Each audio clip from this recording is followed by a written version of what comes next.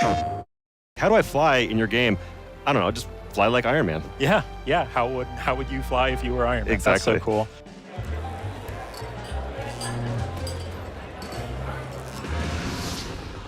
Hey everybody, welcome back. Justin here. I am joined by Ryan Payton and Ryan Darcy from Camouflage, and we're taking a look today at Marvel's Iron Man VR. Ryans, thank you for joining. Yes, not confusing at all. Not at all. Two Ryans. I will. Can we get like a counter in the corner of the screen to track how many times we get mixed up and the wrong Ryan answers a question or something? So yeah, I'm not gonna get too into like specific questions and everything up front. I think I want to start by just taking off here. Let's get into this. Let's become Iron Man here, and maybe either Ryan, if you can just kind of talk us through what we're seeing, what we're experiencing, and what players can experience for themselves when they download this demo. Yeah. So at the very beginning of the demo, you're actually getting the very beginning of the full game here, which is where players learn how to fly. Nice. They're Tony Stark. They're in their new Impulse armor suit, and yeah, we've been working a lot on this tutorial, but here we go. Ryan Darcy, let's take off. Okay. Mark III test. How cool was that? Oh, Starting with maneuvering thrusters. Hands by my sides. Palms back. So he's kind of talking you through how to fly as Iron Man, because it's not as simple as just pressing a button or just like instantly levitating. You have to be Iron Man. You have to use these repulsors, these hand-mounted repulsors, to kind of control your flight. Exactly. Yeah. Coming from the PlayStation Move controllers, you hold them in your hands. You pull the triggers back, and the thrusters are coming out of your palms, just like Iron Man, right? So that's what we typically tell people when they ask, like, how do I fly in your game? I don't know, just fly like Iron Man. Yeah, yeah. How would you fly if you were Iron Man? Exactly. That's so cool. Oh man, how is that immediately when you were starting to begin work on this game? Is that immediately like, well, that's how flight's going to work, or were there other options, or were there other flight schemes that you looked at before? When we started this game over 3 years ago with Troy Johnson, the lead engineer on the game, he on the gameplay side, that was the first thing he tried. He's like, hey, if we're gonna go pitch Marvel and do an Iron Man VR game, it would make sense for the thrusters to come out of your palms. Let's just go try it. And we never thought it would work as good as it did. And it's a miracle because prototypes typically don't go that well. I want to say within the first 48 hours, we thought, we have some magic here. That's awesome. Yeah, and that makes for some really interesting combat situations later in the demo as well. We're seeing some of that here with the repulsor blasts. Is that the right term for exactly. that? Yeah, and so, back to that PlayStation Move controller, you hold it down, you're pulling the triggers when you want to fly forward, but when you want to shoot, just like Ryan Darcy's doing right now, you extend them out and face them up like kind of horizontal, right? So the shots of the repulsor blast are coming out of your palms. Nice. Nice. And it looked like when he was kind of hovering over those, it looked like there was just a little bit of assist going on there to make sure that it feels good. Oh, right? yeah, we're cheating all over the place here. Yeah, it looks all really natural, but yeah, under the hood, lots of different aim assists, flight assists, these invisible bumpers, all these areas and amazing tech that the team built to make sure that it's as comfortable as possible while you're being Iron Man. I feel like that's kind of that's a motif that we've seen in a lot of VR games up until now, is the idea of developers finding transparent ways to help the player so that it doesn't feel like they're getting help, but it just makes the experience feel more comfortable, more natural. Absolutely. And one of the things that we knew we wanted to go out with this game was we want to spend a lot of time making sure that it didn't feel experimental. We wanted, because we know that people love like the smaller VR experiences, trying out little things. But I think that as VR has matured, as the PlayStation VR platform has matured, players want a meatier experience. And this is the extra time that we got recently has really allowed us to kind of smooth out the rough edges and build on all these learnings that other VR developers have taken and have a game that just feels really natural and really polished too. Yeah, yeah. I love that sunset shot that we were seeing there. Is it sunset or sunrise? Which way are we facing? This is a sunset. Sunset. Okay. Yeah, because we're out here in Malibu here, nice. And yeah, our team just did an incredible job. It looks gorgeous. Yeah, even on this giant TV, it looks awesome. It looks really clean. We are in some sort of aircraft. What are we seeing now, Ryan Payton? So we are in Tony Stark's private jet. We wanted to, in the demo, not only have kind of gameplay action missions, but also have cinematic moments to show off that the game has, both a really great story and great action moments. But for the sake of this video, we figured, hey, let's just like show a little bit of a teaser. We don't want to spoil the story too much, and then we're just going to kind of cut into a little bit later. In the can we at least open the suitcase? It's telling me to open the suitcase. I gotta all right. Well, let's do it. Okay, and then we'll. Okay. Oh, nice little. Well, we got to tease there. show a little bit of it, right? Okay, maybe a little bit. All right, there we go. Who knew there was an Iron Man suit in there? That's so cool. Okay, let's skip ahead a little bit. All right, so it looks like things got a little bit worse for Tony. Since Yeah. What's that? The meme that escalated quickly? Yeah. Things have definitely escalated Yes, it has. rather quickly here. And so, yeah, Tony is free falling out of his damaged private jet without his suit. That's not good. But what is like more Iron Man than falling out of this out of airplane, having to suit up in midair? Yes. And I love it. We took like the big inspiration from the films, obviously, but also back to like the Demon in a Bottle comic book series back in the late '60s. That really is just like the most Iron Man thing. Like, let me relive that sweet scene where Yep. the suit comes to him. We knew we had to do it, especially in VR. It just has this really great feeling, Yeah. and also a terrifying feeling as you're as you're going closer to the ground. Yeah. How you feeling, Ryan Darcy? I'm all right. I think I'm going to be safe. You good? Okay.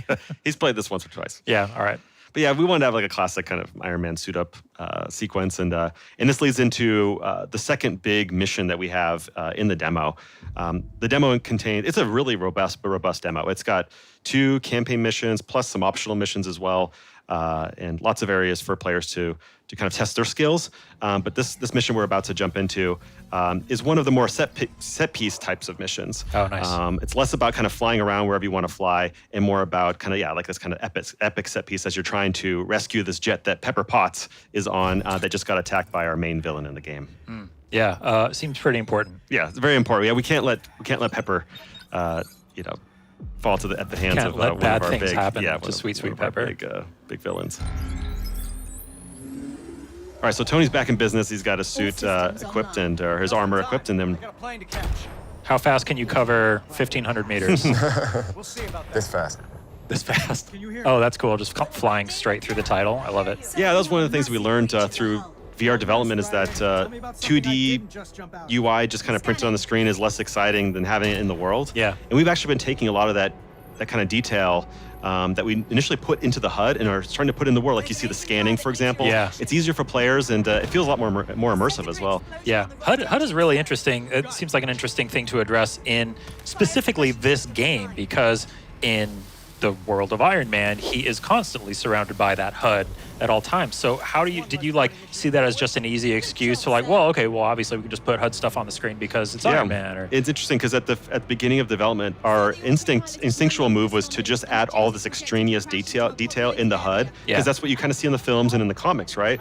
But we found that when you actually play in VR, it's closer to what it's like in real life, and that your eyes look at different planes, and it's actually really difficult to read a lot of meters and numbers on the sides of your periphery. Yeah. So that's why we've been moving a lot more things into the actual game space. That being said, though, it does feel cool to have all these things in your periphery, Yeah. even if you're not necessarily looking at them all the time. yeah, So here we're finally introducing the player to one of our early and easier enemies. This is where players are starting to learn how to fly and shoot, which is really core to our game and really unique to our game too. And that's why it's taken us so long to, I think, really nail the core mechanics and introducing the core mechanics, because there's not a lot of games out there where it allows you to fly at 250 miles an hour and Yeah. shoot repulsors out of your palms, right? just back to the UI and the HUD for 1 second. Sure. I love that you've got some of the parallax stuff going on with it, so that it gives it more of that 3D feel. I can only imagine we're just looking at a 2D output Right. of the game right now, but I can only imagine in the headset that must look much cooler. Absolutely, yeah. It's one of those challenges of showing off the game on a 2D presentation, Yeah. right? Where the game just looks and feels so much better and more immersive when you're in the PlayStation VR headset. That's true of any VR game. Absolutely. Like anytime you try to show off a VR game, it's like, no, but trust me, everybody, it's way cooler once you're inside the headset. Yeah, and it's absolutely true, So right here we have just like one other kind of wave of enemies. But one of the things that I think is good to point out is that working with Marvel, one of the things they helped us understand midway through development, with the cool rocket punch, So Ryan cool. Darcy, is that being about what's like to be an Iron Man and being a superhero isn't just about just punching and shooting your way through problems. It's about also doing heroic things. So Yeah. midway through development, we actually added a number of elements to this mission, for example. Like you saw a little bit earlier where Ryan Darcy was putting out the fire through fire suppressants that are coming out of his repulsors. We've been adding a lot of those kind of elements that are unique one-off elements that are really difficult to build but feel so good in VR. It's that Nice. it's that physicality of kind of putting out the fire. We're going to see something else like this coming up pretty shortly. So it's not, again, just about action and just beating things up, right? Yeah, so many games are just like about destroy, destroy, destroy, but you have to actually save people in here if you're a superhero, right? Exactly, right? And when you're like knee deep in development, you kind of sometimes lose the forest for the trees, and that's why it's really great to be partnered with Marvel in this game, because they remind us of like what a quintessential great Marvel game is like, right? How involved have they been? Has it been like, them coming in and like, asking you to adjust lots of things, or do they kind of like trust you to make the game and then they make broader? Yeah, I think the relationship has really evolved over the 3-year development of the game. Yeah. Early on, it was about teaching us what making a great Marvel product is all about. And then over time, it's more about just kind of checking in and helping us when we have questions or help guide us in the right direction. But yeah, it's been a really fun partnership, and we've learned a lot from those guys. Speaking of the Marvel collaboration, tell me about some of the suits that we'll see. Oh, absolutely, yeah. So yeah, speaking of which, Iron Man has this brand new armor called the Impulse armor, which is unique to this game. And we worked with this really famous Marvel designer named Adi Gravnov, who did just an incredible job helping us. Yeah, he's very fast too, which helps with development. And what he did with our armor is just really remarkable, and it's unique to our game. Nice. And it's not just a static armor either. Like, players will go back to Tony's garage, they'll be able to customize the armor, swap in different weapons, and also apply different custom decos, right? These different kind of skins, if you will. Oh, cool.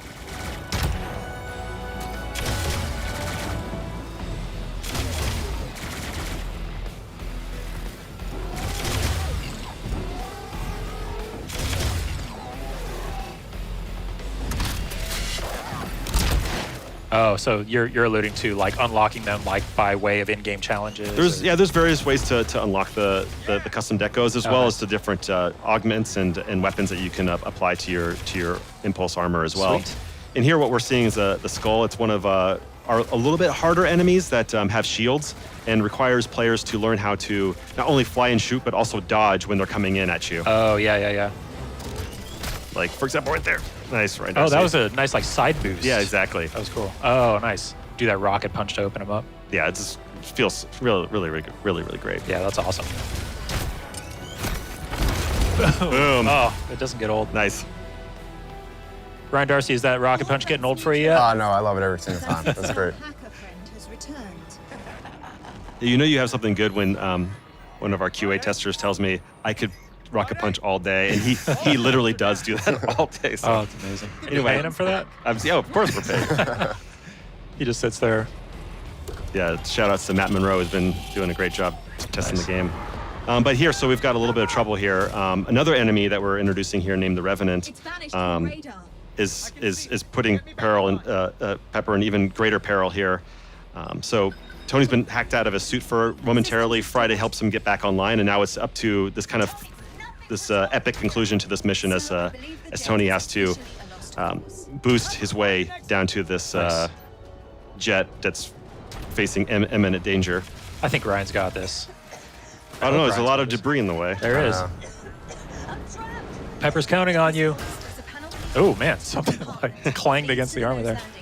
And thankfully, we've got Pepper, we've got Friday here to assist. Yeah. And that's one of the fun things about working on this game as well, is that we get to integrate a lot of really famous and fun Marvel characters. Yeah. In addition to like Nick Fury, we've shown off, Ghost, and we've got a couple other characters that we haven't yet revealed. Ooh, secrets. Yes. Can't wait to learn more.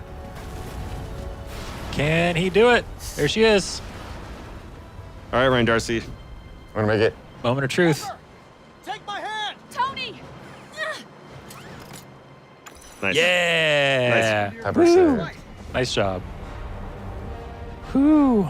Action-packed. Nice. All right, Good so job. that's the conclusion of this one of these main campaign missions in the demo. Ryan Darcy, thanks for doing just a great job showing off the game. Justin, thank you so much for all the great questions. And, Thank you for being here and for shedding so much light on the development of Marvel's Iron Man VR.